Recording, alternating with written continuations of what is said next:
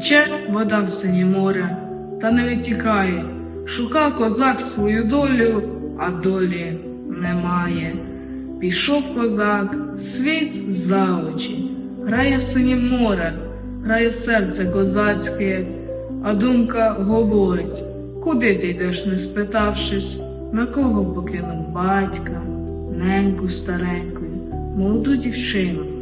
На чужині не йти, люди, тяжко з ними жити, ні з ким буде ні поплакати, ні поговорити. Сидить козак на цім боці, грає синє море. Думав, доля зустрінеться, а спіткало горе.